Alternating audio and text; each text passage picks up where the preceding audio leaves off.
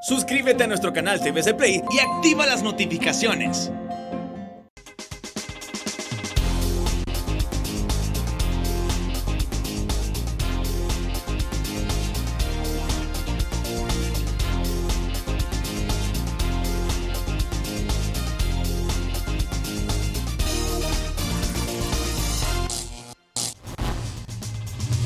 Feliz Domingo, Honduras. Es una fecha especial hoy para este programa.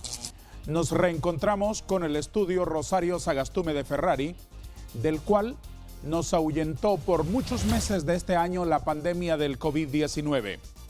Dando gracias a ustedes porque a pesar de las dificultades que hemos tenido durante todo este año, han sido fieles con nosotros en acompañar este espacio.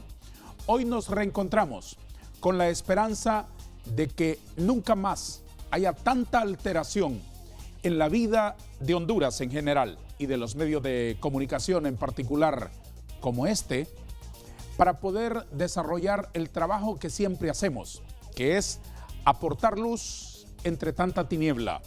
Los medios de comunicación estamos llamados a ser antorchas en una nación que necesita iluminación, lucidez, para poder atisbar en el oscuro panorama del presente, romper las barreras y que la luz del futuro nos ilumine. Gracias por acompañar el programa Vanegas, un espacio en donde sostenemos una conversación y le agregamos el buen humor de una caricatura en vivo en honor de nuestros invitados. Hoy me acompaña en el foro para hacer un balance sobre este año tan dramático para la economía particularmente, el expresidente del Consejo Hondureño de la Empresa Privada y distinguido empresario nacional, don Juan Ferrera. Señor Ferrera, es un gusto verlo. ¿Qué tal está? Muy bien, Darío, un placer de vernos. Me alegro de reencontrarnos. ¿Cómo ha estado este año tan difícil usted? ¿Cómo lo ha pasado? Pues ha sido un día, mejor dicho, un año sumamente difícil porque desafortunadamente tuve un accidente el 2 de enero de este año en la ciudad de Miami. Iba llegando a Miami cuando desafortunadamente en el aeropuerto saliendo de él me caí y me fracturé la cadera. Entonces he estado por mucho tiempo pues confinado a estar en casa y tratándome del tema. ¿Y cómo está ahora? ¿Está bien? Pues yo creo que bien, sí. ¿Ya? Gracias al Señor. Le he visto cuando entró caminando como un atleta. No tanto como eso, pero más o menos haciendo la fuerza y queriendo mantenerme en pie. Que tenga muy buena salud y larguísima vida. Bueno, placer. Peina ya usted cerca de los 80, ¿no? Creo. Sí, ya. Tengo 81 años. Ah, mire, qué bien, pero se le ve fantástico. Bueno, haciendo la fuerza siempre, tratando de mantenerse firme y buscando siempre vivir como lo decían nuestros padres. Y la buena conciencia, la buena conciencia. Es así. El buen ánimo que hermosea el rostro siempre. Tranquilo. Sí. En cuanto a las cosas que uno tiene que pensar que son las que más pesan. Claro. Cuando ando sentimientos que no le dicen algo bueno a uno. Por supuesto, desde luego. Me alegro mucho, don Juan. Un placer. De reencontrarnos. Le propongo que me permita proceder aquí conforme a derecho. Ya el que se sienta aquí sabe que usted le va a hacer algunas críticas a algo. ¿Cómo están los años?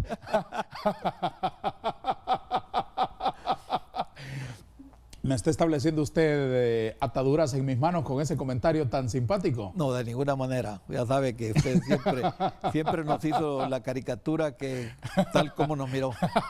Voy a proceder a hacer un boceto previo y luego me voy a ayudar de estos artilugios que los muchachos siempre disponen aquí en esta mesa para elaborarle un dibujo con el cual honramos su presencia hoy en el programa, señor Ferrera.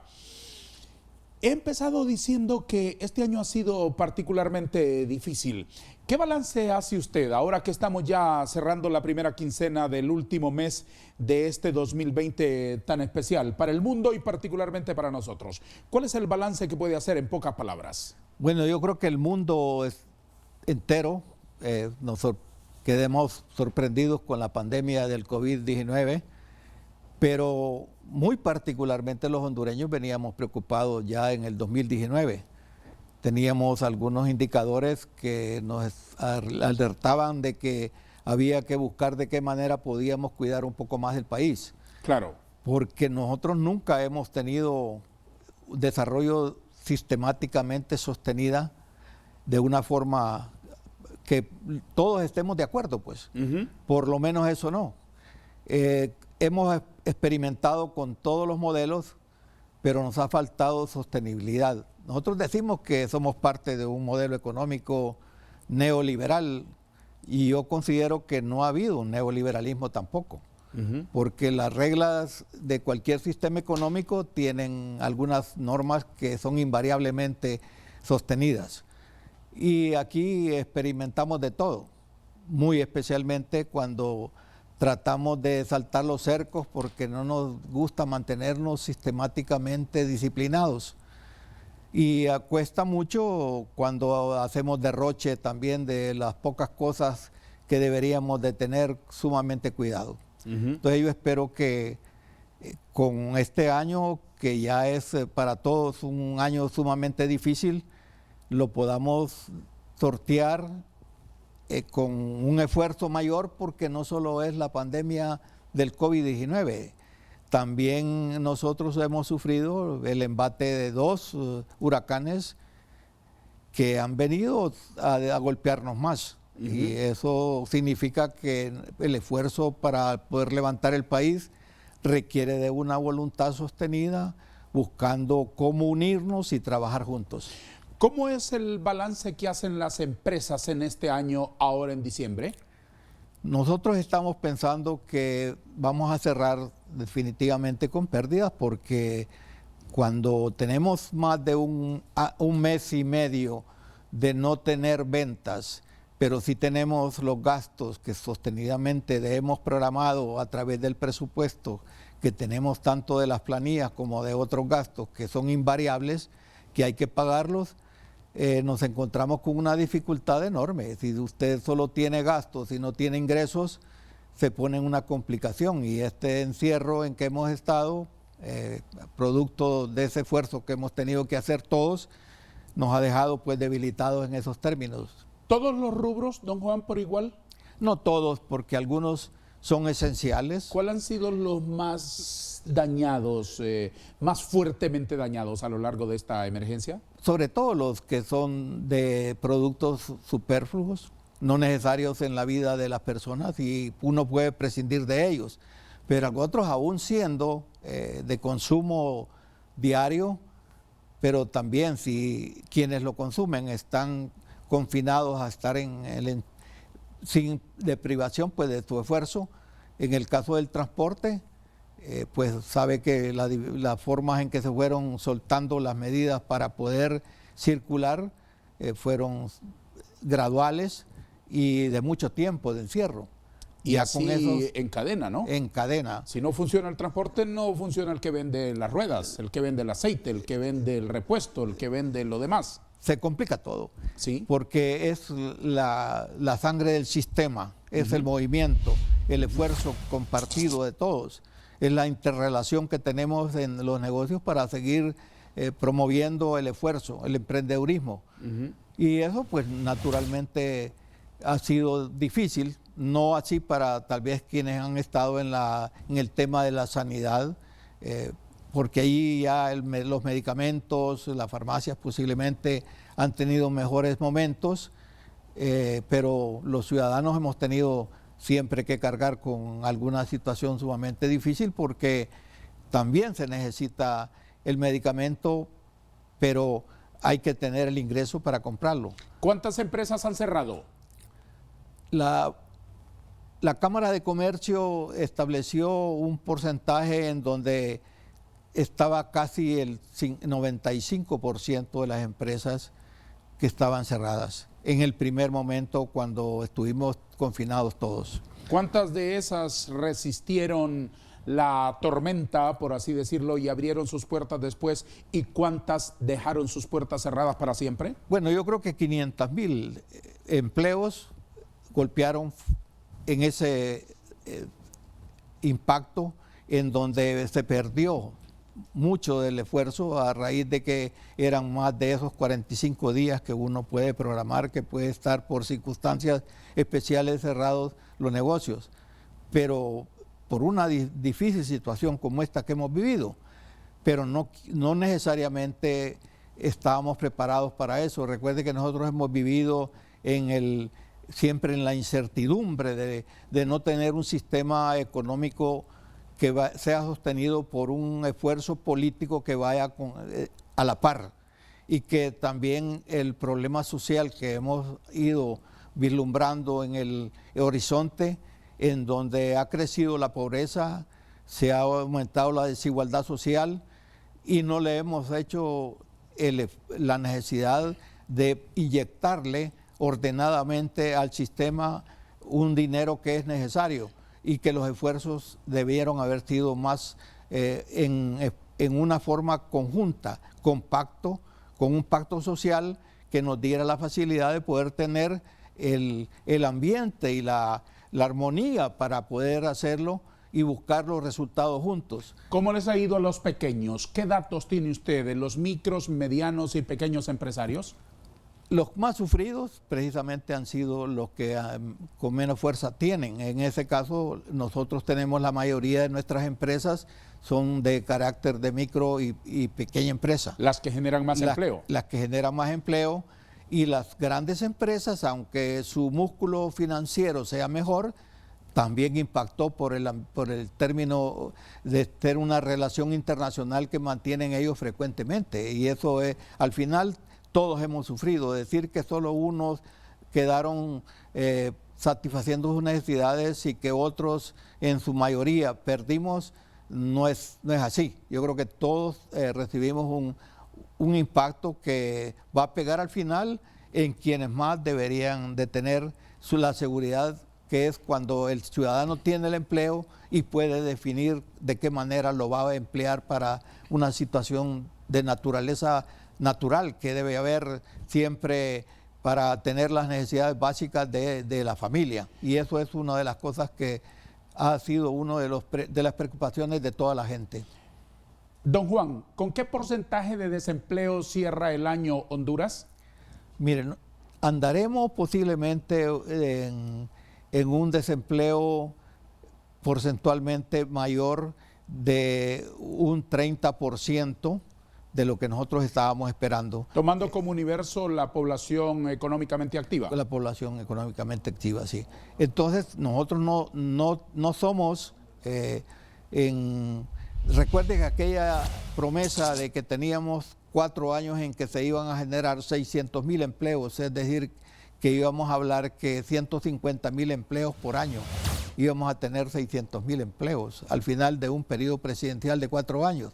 Eso, pues, uno miraba, no sabía, como una utopía estar planteando eso, porque para generar 150,000 empleos se requiere una cantidad de inversión sostenida descomunal. Sí. Solo pensar que la maquila, después de muchísimos años, ha llegado a 135,000, 140,000 empleos. Es como crear un esfuerzo de esa naturaleza en un solo año. Estamos hablando de como que si toda la inversión del mundo hubiese venido a Honduras y que Honduras hubiera sido el epicentro de dónde ir a invertir. Eso es soñar, Pero es malo utilizarlo porque trae expectativas a la gente que no, al final las dejan frustrados. No se alcanzan. Permítame detener la conversación un momentito para darle la palabra a los patrocinadores. Anuncios y promociones, y en breve retomamos la plática.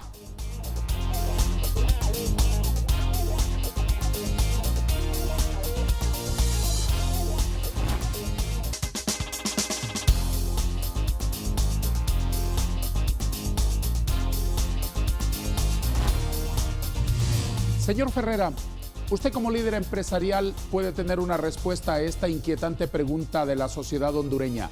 En medio de la tormenta, los pequeños, los micros, los medianos y hasta los grandes, ¿sintieron el auxilio del gobierno en algún momento? Creo que siempre ha habido el reclamo de la mirada de parte del gobierno, pero creo que nosotros hemos creado una sociedad en donde definitivamente hemos dependido mucho de qué es la acción que espera de los que prometen en las campañas, pero cuando son gobierno no responden a esas necesidades que la gente ha creado como expectativas de asistencia. Deberíamos de centrarnos a cómo medir, de qué forma nosotros tenemos la economía y qué es el planteamiento que hemos hecho también nosotros hacia el gobierno. Porque el gobierno no es nada más y nada menos lo que nosotros los ciudadanos le permitimos que haga, pero hemos llegado a tener tanta dependencia del área gubernamental que veo yo que también las dirigencias empresariales se han quedado esperando la reacción de cómo actúan los gobiernos. Y si no, fíjate que casi siempre se está esperando a ver qué dice el gobierno. Y creo que es del lado de la empresa privada y del lado de los ciudadanos que debemos de impulsar cuál es la respuesta que exigimos que nos den los gobiernos. Y es allí donde creo yo que hay que hacer una fuerza para que también dentro de la política cambie el sistema de ver al ciudadano. Que cuando vea a un ciudadano sepa que es como un auditor, el que dice el mandato que espera que el ciudadano que dirige la nación y su equipo le pueda responder a la ciudadanía. Y es ahí donde en alguna forma nos hemos quedado esperando el resultado que tenga el gobierno. Y somos nosotros que podemos inducir hacia dónde buscar que los resultados del país sean extraordinariamente buenos para sostener una masa de gente que tenemos en recurso humano que necesita un empleo. ¿Qué valoraciones hace usted, señor Ferreira, de esto que se anunció como medidas de alivio del gobierno en distintos momentos de la pandemia de este año? Algunas cosas fueron muy rápidamente, tal vez bien pensadas en el sentido de parte de cómo estaba el gobierno viendo las cosas, pero cómo se dieron cuando tienen que influir en la decisión de otro sector que también tiene su forma de cómo actuar y de cómo responder a esas leyes o reglamentos o decretos que saca el gobierno. No fue así. Es decir, llegamos a los bancos y supuestamente el gobierno ya había resuelto el problema de la parálisis que había creado el confinamiento, Sí. estar en casa, Sí. y cuando llegamos a los bancos no tenía el banco iguales maneras de pensar. Entonces usted ha escuchado a los funcionarios de gobierno y casi como el presidente es el que determina hacia dónde ir, porque yo veo que ahora los ministros esperan siempre que el presidente hable y que diga las cosas y ellos se quedan sin la respuesta que el ciudadano pide. Y cuando hablan en como nos indicó el presidente, dice. Entonces, como que ellos no tuvieran una facilidad de pensar y de responder a esas necesidades que la gente reclama de la información que debe recibir del gobierno. En efecto, hay ministros que ni siquiera los conoce uno. Ese es el problema, ¿verdad? No han sido personas que les ha conocido usted una trayectoria larga de vida en donde por una capacidad o por haber participado y conocer los problemas llegan a los cargos públicos. Sí, pero bueno, retome el hilo de la plática. Cuando llegamos entonces en la práctica, que uno va y dice casi siempre tiene que ver con el problema del financiamiento. Sí. Y va al banco y el oficial del banco le dice, pero esa información que dijo el gobierno todavía no se ha trasladado aquí Al mundo real. Al mundo real. Al mundo real. Sí. Entonces es ahí la dificultad que vamos encontrando y costó y sigue costando en algunas medidas que posiblemente con muy buena intención sigue buscando el gobierno, pero que no se traducen en realidades cuando tú llegas al banco donde usted tiene su relación comercial. ¿Qué desafíos tienen las empresas para el 2021 visto lo que ahora tenemos? Para el 2021 vamos a seguir bajo los efectos del 2020, pero hay algo que posiblemente es bueno que circule un poco más de la comunicación. El presidente y su comitiva han hecho un viaje recientemente a Estados Unidos de América y se han reunido con los estamentos tanto políticos como financieros a nivel internacional, y he escuchado al presidente diciendo que se va a invertir o hacer un esfuerzo del gobierno 4 veces de lo que se hace normalmente en un año. Quiere decir que está hablando de una cantidad extraordinaria de recursos en donde va a haber una cantidad de inversiones y de esfuerzos y trabajos que tenga que consumir tantos recursos. A ver si lo entiendo. Nos están ofreciendo que en el 2021 habrá una inversión equivalente a la de todo un periodo gubernamental. Exactamente, porque están hablando de lo que si en un año se hace, y son 4 años un periodo presidencial, son 4 veces lo que estábamos invirtiendo en un año. Que habrá capacidad. El problema de Honduras no ha sido definitivamente porque no hayamos tenido recursos para invertir. El problema del país es que ha sido mal administrado y al no ser un ejecutor para los organismos financieros internacionales, nuestra calificación ha sido que somos muy lentos en ejecutar. Es decir, podemos tener una utilización de 500 millones de dólares de un banco, de estos de multilaterales, pero al final la ejecución es tan pobre que no se puede invertir ese dinero en el plazo para el cual fue solicitado.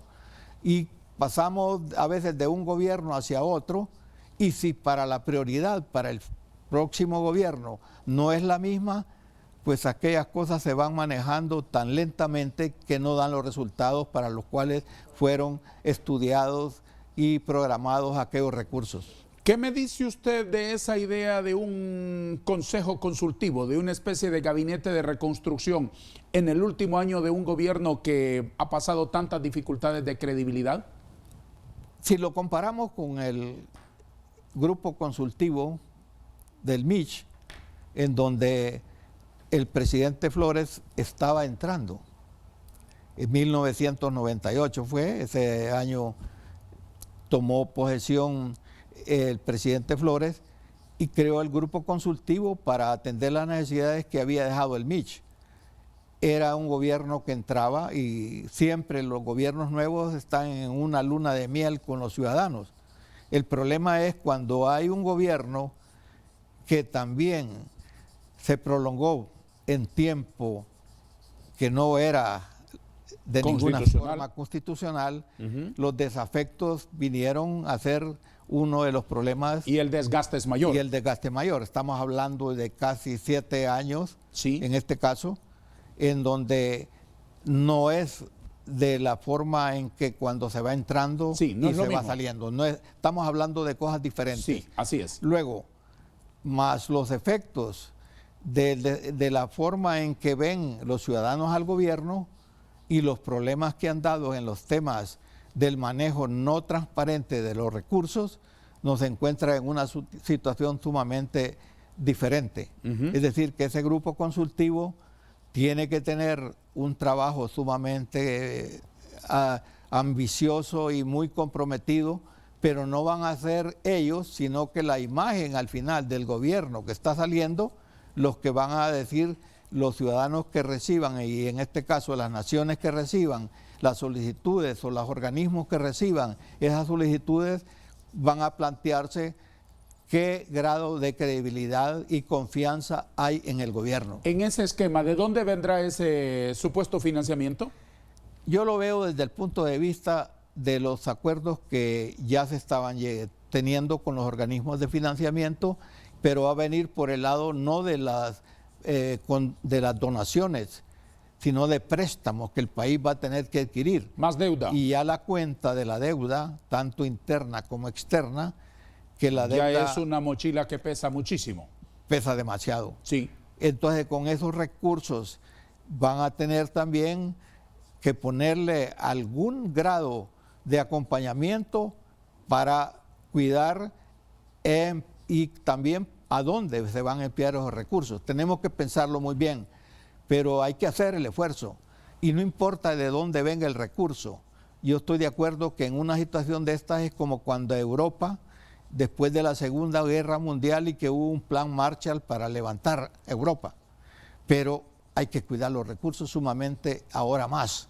Si hemos sido descuidados, si hemos dejado que la cosa pública se maneje sin la vista y sin el auditaje de los ciudadanos, esta vez tenemos que ponerle toda la fuerza y toda la inteligencia para que ni un solo centavo vaya para bolsas que no son para las cuales se ha autorizado ese recurso. Sin duda alguna que parte de la reconstrucción del país pasa por el esfuerzo y por la capacidad de restauración del sector privado. Estamos de acuerdo en eso. Ya usted me dijo que una cosa es lo que se anuncia, muchas veces con bombo y platillo, lo que se dice, y otra cosa es lo que se hace, lo que ocurre en el mundo real. En ese sentido quiero pedirle más bien desde una óptica positiva una recomendación. Usted fue un altísimo funcionario público, tuvo bajo su cargo la administración de las finanzas del gobierno central y otras cosas. ¿Qué recomienda usted que haga el gobierno en materia de política económica para facilitarle la atmósfera a los empresarios que enfrentarán el 2021 con ansias, pero más que con ansias, con necesidad de recuperar sus inversiones, de recuperar sus empresas, de recuperar los empleos?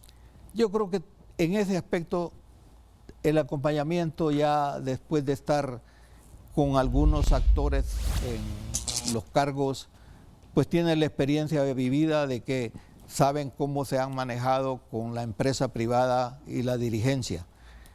Hoy tenemos afortunadamente un sistema bancario nuestro que está garantizado, de que tiene solidez, que hay la manera de cómo manejar los recursos del lado del sector público para que los ejecutores del mismo sean a través del sistema bancario nacional, porque tiene capacidad y tiene también controles. La Comisión de Banco y Seguros, lo mismo que los bancos de segundo piso que tiene el gobierno o el Estado de Honduras para manejarlos con el sistema financiero nacional, puede tener un acompañamiento de vigilancia en donde los sectores de la vida nacional y muy particularmente del lado tanto del sector privado como del lado público se puedan cuidar los recursos de una forma apropiada. Pero esto requiere recursos que van a ser vistos, que vamos a reconstruir, rehabilitar primero y reconstruir después y transformar, porque yo creo que también una de las cosas que no podemos volvernos a repetir es el error de tener recursos pero no utilizarlos en la transformación de cómo hemos hecho las cosas. Exacto. No se puede seguir haciendo las cosas que hemos hecho de la misma manera. Sí. No puede seguir Honduras esperando que de algo que hemos estado hablando desde hace muchísimos años. ¿Desde cuándo hablamos del Valle de Sula, de cómo protegerlo? Por ejemplo, ese es un aspecto del que le voy a pedir que más adelante me haga una reflexión, porque una cosa es la consecuencia económica y social de la parálisis del aparato productivo a causa de la emergencia sanitaria del COVID-19 y otra cosa es la destrucción de toda una infraestructura de municipios enteros, de comunidades enteras a causa de los ciclones del mes de octubre y noviembre. Ya le voy a pedir que me dé una explicación sobre eso y un razonamiento suyo. Mientras tanto, tenemos que darle la palabra a nuestros patrocinadores. Siga aquí. Esto es Vanegas.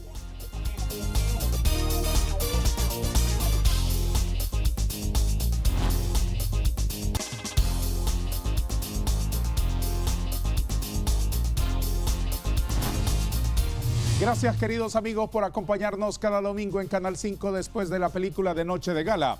Si por alguna de esas situaciones tristes de la vida se ha perdido nuestro programa el domingo en Canal 5, les invito a que nos acompañen en nuestra repetición el domingo siguiente a través de Telesistema Informativo desde las 5 de la tarde. En cualquiera de nuestros horarios es una dicha siempre para nosotros que celebramos con alborozo la compañía dulce de cada uno de ustedes en este programa donde dibujo y converso y dibujo cada domingo. Gracias por acompañar nuestro foro.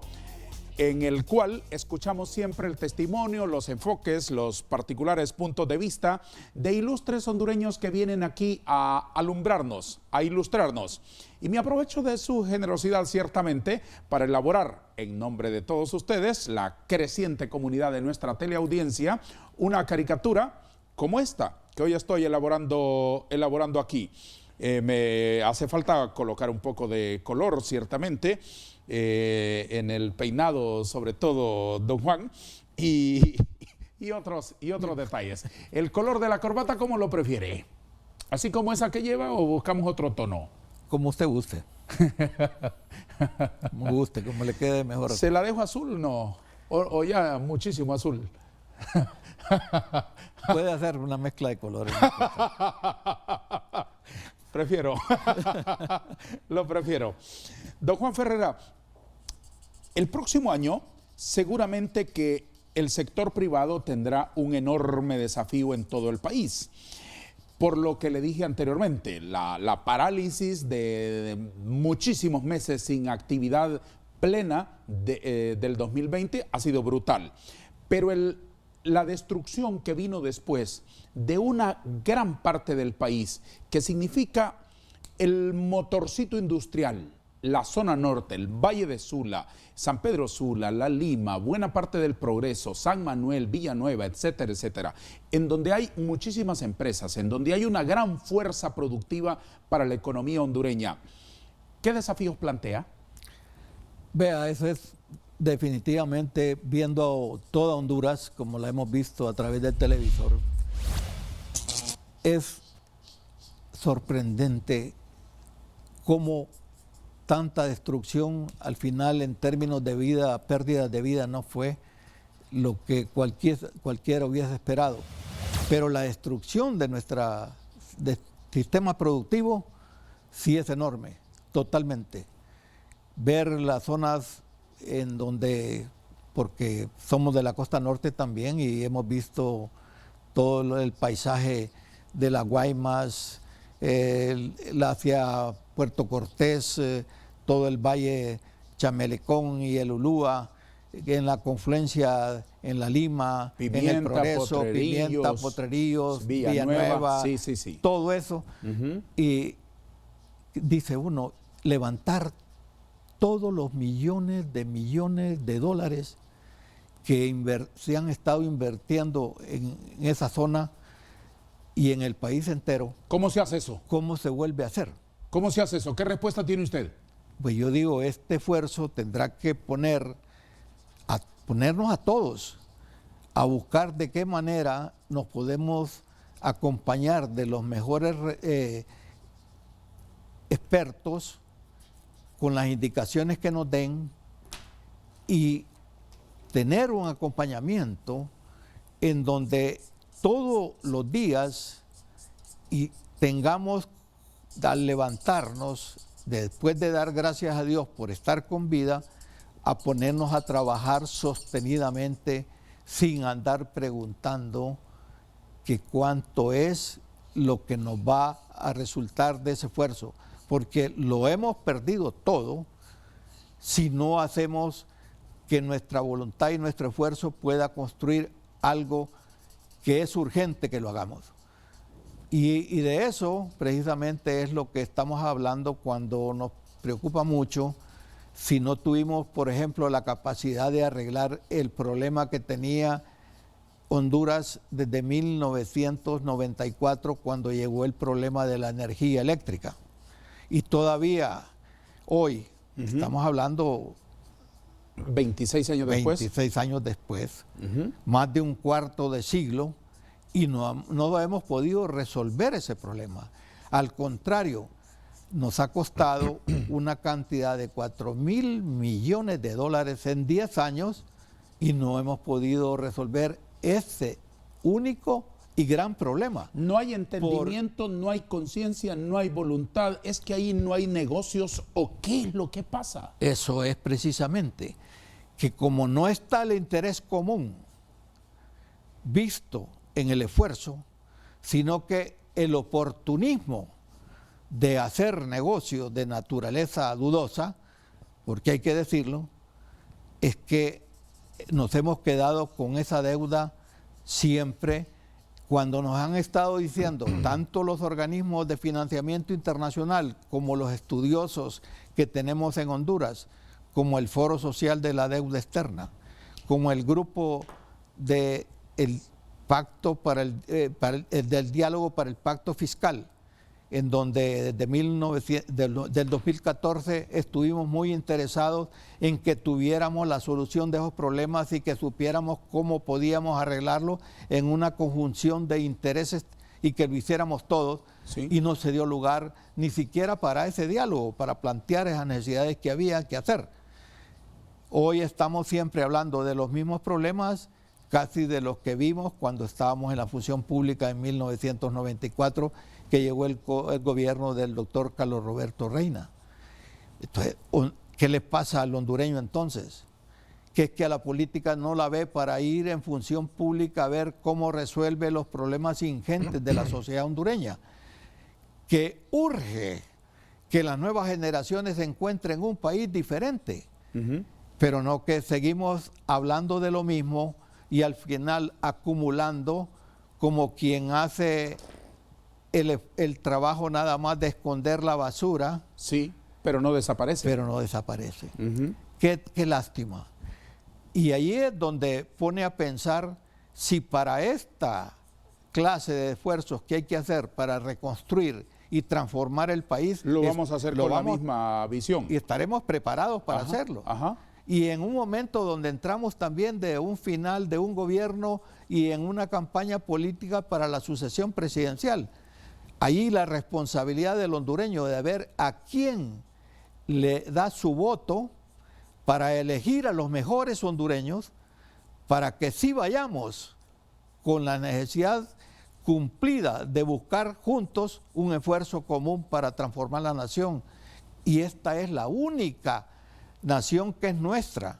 El sueño americano está en el camino de muchísimos, desafortunadamente, hondureños que no encontraron en su patria la solución de sus problemas y tienen que buscar cómo cruzar todas esas fronteras, buscando de qué forma llegan a un país que no es suyo y que van a encontrar una serie de dificultades, porque no es que allá los norteamericanos están tirando dinero para que lo recoja cualquiera que va por la calle. Sí. Porque hay esa impresión. Sí. En algunos se han creído que es así como esos heroicos hondureños que se fueron, por ejemplo, cuando es Mitch, y que dieron lugar para el término temporal de vivir y de hacer un esfuerzo allá para mandarnos a nosotros divisas que no apreciamos y que no las empleamos para promover un emprendedurismo que satisfaga las necesidades del país sostenidamente. Y vemos a los hondureños también como una mercancía de la cual nos hemos también como ufanado de que nos mandan alrededor de 5.000 millones de dólares cada año. Al final de cuentas estamos sacando pecho de exportar pobres. Así es. Pero un país en donde al final ni nosotros nos hemos convencido que aquí está una riqueza que no hemos explotado, pero tampoco hemos podido tener un marco legal en donde le dé seguridades a los ciudadanos extranjeros que pudieran venir a invertir a una Honduras que puede ser fuente de riqueza para ellos también. Así es. A propósito que menciona a los Estados Unidos y su economía y nuestra dependencia de ese comercio y de esa balanza comercial, ¿qué impresión tiene usted sobre lo que puede cambiar a partir de la asunción en Estados Unidos de un nuevo gobierno el 20 de enero, presidido por el ex vicepresidente Joe Biden? Bueno, nosotros creo que siempre hemos esperado que, desafortunadamente, que los norteamericanos nos resuelvan el problema que nosotros tenemos acá con nuestros gobernantes.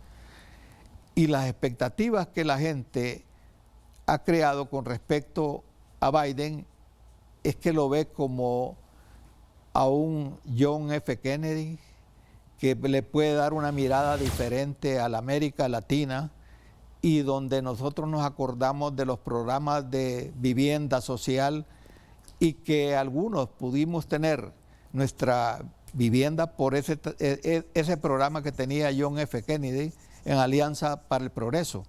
Pero también vemos como que sí es un renovado esfuerzo que puede venir de los demócratas para que recordemos no solo a Kennedy, sino también a Obama, cuyas esperanzas también estuvieron puestas en todos los países de Latinoamérica y creíamos que podía haber una distensión en el mundo, muy particularmente cuando se acercó también a Cuba para ver de qué forma podía tener un acuerdo.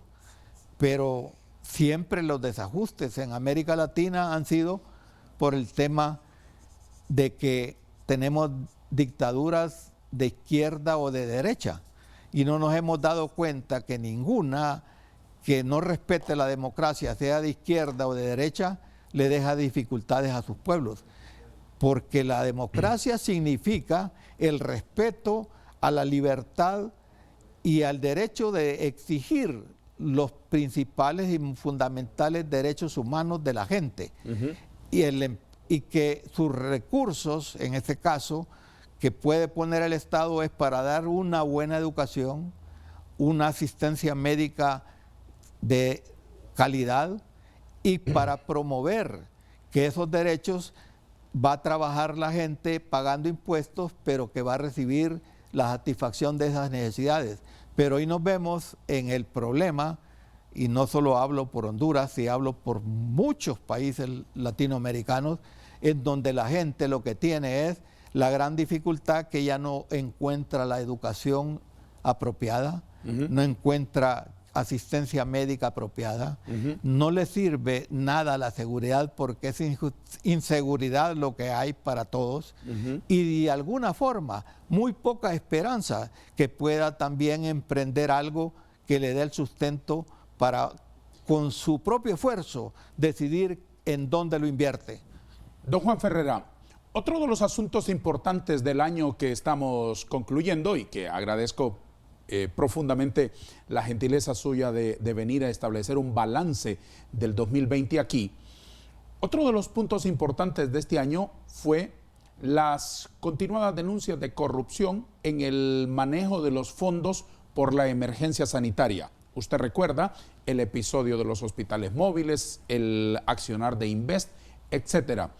¿Cómo lo ve?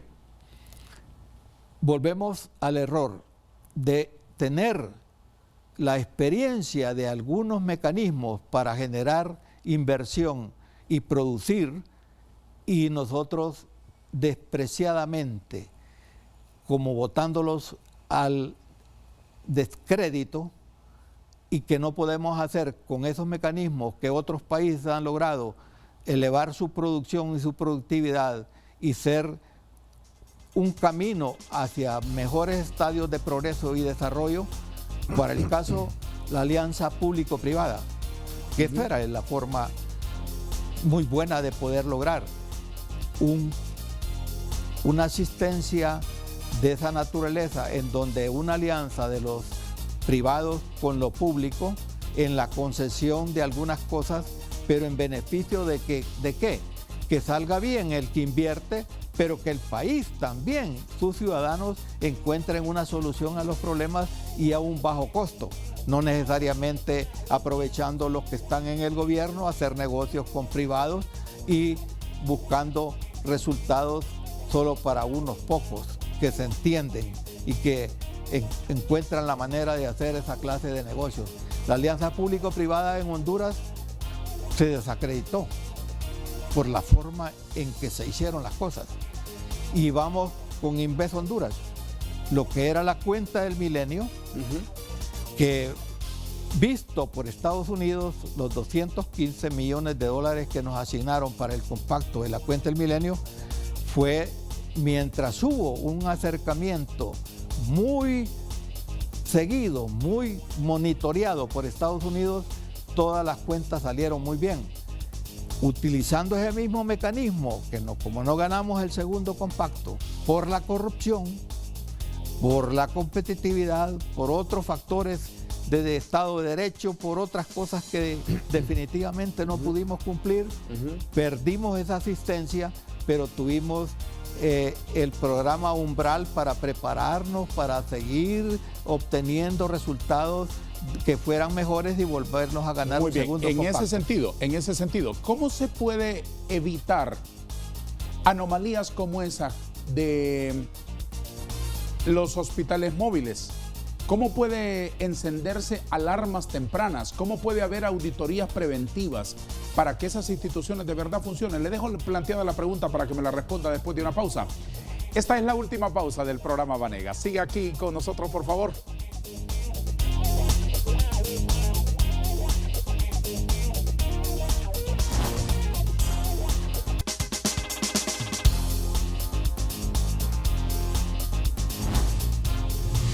Don Juan Ferrera, usted es empresario y ha sido funcionario público. Sabe muy bien cómo funcionan las cosas en el gobierno.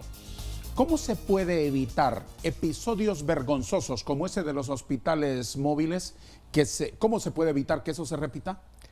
Cuando hay institucionalidad fuerte, y eso se da fundamentalmente en los estados que tienen ese derecho, un verdadero Estado de Derecho.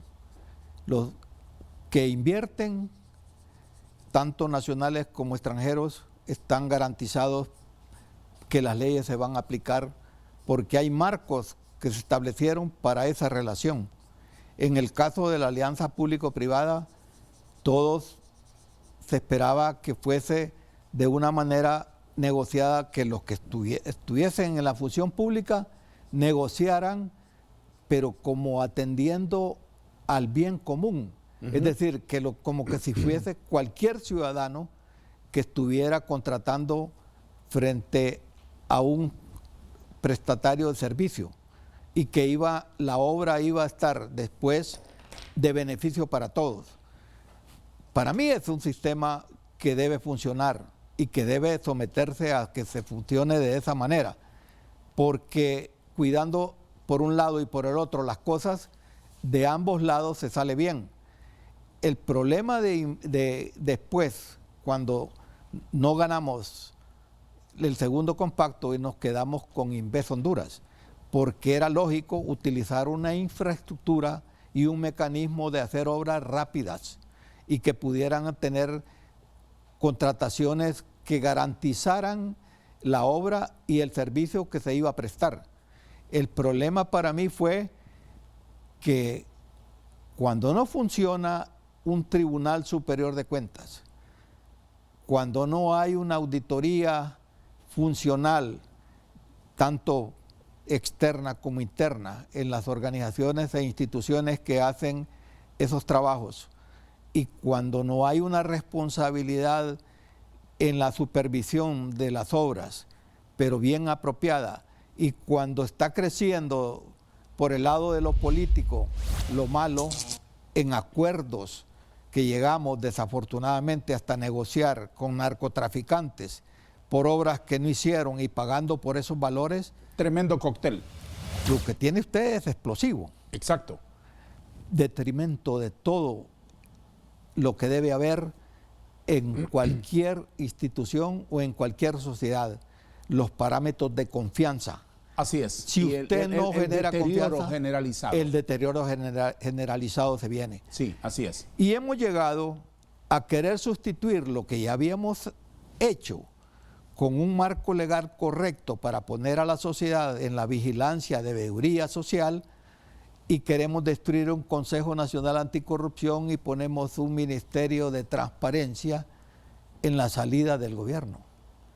Cuando tenemos más bien la obligación de poner a la sociedad por un lado, del otro lado de un imaginario en donde separación, pero con conjugación de esfuerzos que garanticen que lo que hace el público, tanto por el lado de lo público y de lo privado, es lo correcto. Y quienes digan y garanticen y certifiquen que está bien hecho. eso es andarle buscando 3 pies al gato, Sabiendo que tiene 4. Tengo una caricatura para usted, don Juan Ferrera, que la muestro al público. Comparto con nuestros espectadores la obra finalizada con la que honramos la presencia de nuestro invitado. El prestigiado empresario hondureño don Juan Ferrera, expresidente del Consejo Hondureño de la Empresa Privada y de la Cámara de Comercio e Industrias de Tegucigalpa, entre otras gremiales. ¿Qué le parece nuestro dibujo? Muy bien, muy bien. ¿Quedamos en lo que quedamos con la corbata? ¿Así está bien? ¿Con esos Está tonos? bien, sí, está bien. Matizada. Tiene que haber algo en los resultados que se den electorales. Porque tiene que participar Sí. Tenemos que participar todos.